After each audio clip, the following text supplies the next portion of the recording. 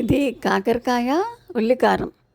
కాకరకాయ మామూలుగా వేపేసుకుంటే మనకి ఏమి గ్రేవీ ఉండదు. ఇట్లా వేసుకుంటే చక్కగా కొంచెం గ్రేవీలా కూడా ఉంటుందన్నమాట. దీనికి కావాల్సినవి మినపప్పు, శనగపప్పు, జీలకర్ర, వెల్లుల్లిపాయ, ఉల్లిపాయ. ముందుగా మనం బాణాలు పెట్టి ఒక స్పూన్ ఆయిల్ వేసుకుని నూనెలో వేపుకోవాలన్నమాట.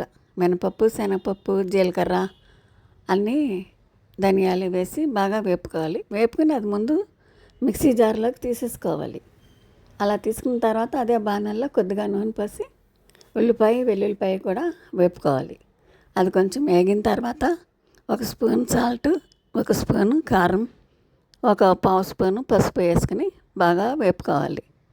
ఆ వేగింది మనం ముందు మినపప్పు, శనగపప్పు మిక్సీ వేసేసుకుని తర్వాత దానిలో ఉల్లిపాయ, వెల్లుల్లిపాయ కూడా వేసి మిక్సీ వేసుకోవాలి. కొద్దిగా చింతపండు రవ్వ వేసుకుంటే ఇది కారం, కాకరకాయ చేదు ఉంటుంది కదా, ఆ చేదు ఉండదు అన్నమాట. కొద్దిగా చింతపండు రవ్వ వేసుకుంటే దానిలోనే కారం కూడా ఒక స్పూన్ వేసేసుకోవాలి. ఈ లోపల మనం కట్ చేసి పెట్టుకున్న కాకరకాయ ముక్కల్ని నూనె పోసి వేపుకుంటే హాఫ్ బాయిల్ అవ్వాలి. హాఫ్ బాయిల్ అయ్యాక అయితే మనం మిక్సీ పట్టింది మళ్ళీ దానిలో కూరుతామన్నమాట.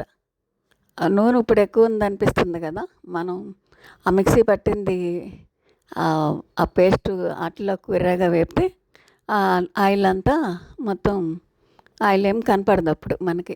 అవంతా కాకరకాయ పీల్చుకుంటుంది అన్నమాట.